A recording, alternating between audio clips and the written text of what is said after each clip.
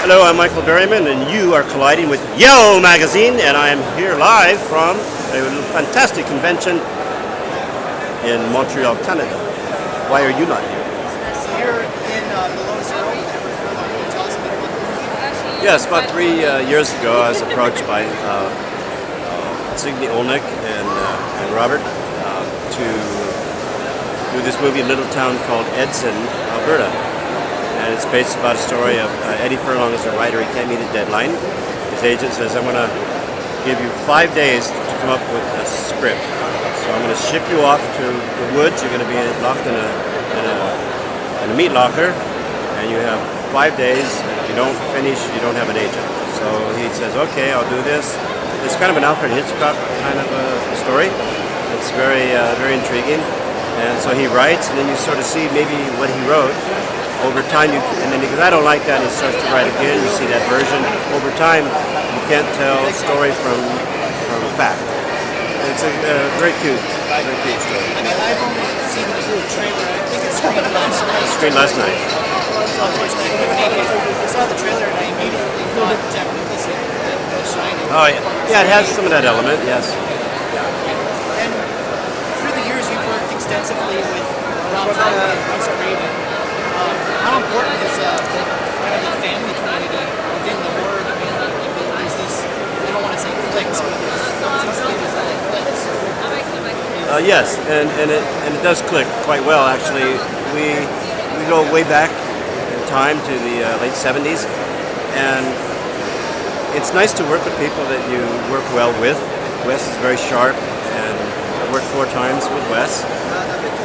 I see a lot of my other actor friends, Bill Moseley, Kane Hodder, etc., at a lot of conventions, and sometimes we get paired up. I did a movie, Joe Hollow, we did a movie called Cut. I think it has a different title at this point in time.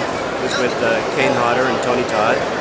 So it's a delight to work with our friends, especially when we can kind of change our previous identities with newer roles.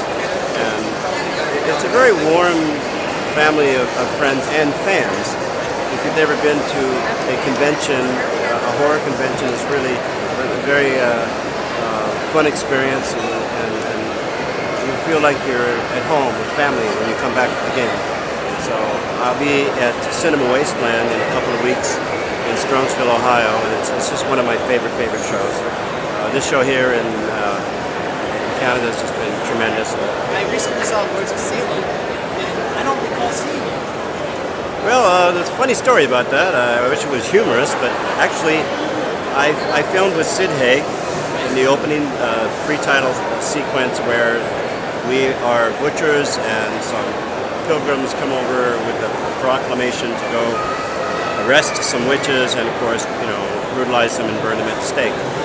Unfortunately, we never finished the scenes, and the studio did not give Rob Zombie an opportunity to reshoot the opening pages that we missed. We had about 3.5, 4 pages of script that really prefaced the story, and when they finally edited the film and released it, I thought it was very weak in the beginning, actually, because it was almost unnecessary to have the backstory, because they didn't use the footage that was prevalent to where it was kind of epic in the way it was shot, and it was.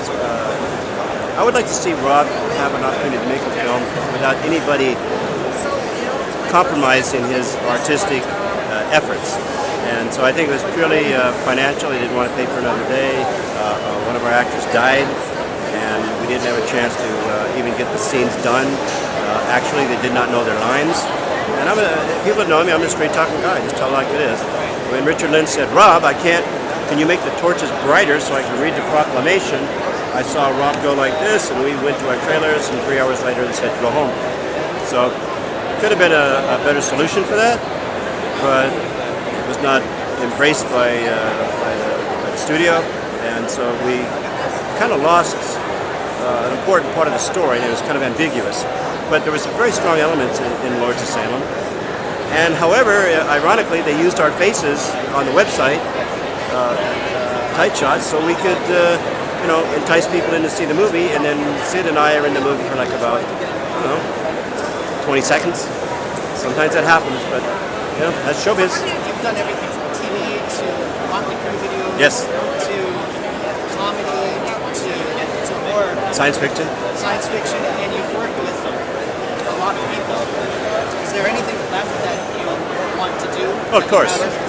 Presently, I'm writing my autobiography, and after I finish that this winter, probably around February, I'm going to start taking out some of my older notes for some short subject, short films I want to do. I want to do like short stories about 15 to 18 minutes long, and maybe do 5 or 6 in one DVD.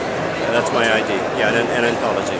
They won't all be related to the same story or characters, but in theme, I want to have an opportunity to express my artistic thoughts, how I see the world, how I see our future. So not necessarily horror-based. Oh no, not horror-based at all, actually. Okay. To me, real horror is it's on the news every day, so I don't really care for splatter films. I love effects, which is a good thing. However, I believe going to a scary movie allows you to have a cathartic experience to get all of that. When I say crap, all that crap that's in our head that we see and our children are bombarded with in the media. There's a lot of garbage out there. We need to open up our hearts and be compassionate and realize we're on this earth together, and she is our mother, and she's very sick, and we need to take care of her, because the one that dies with the most toys is not the winner.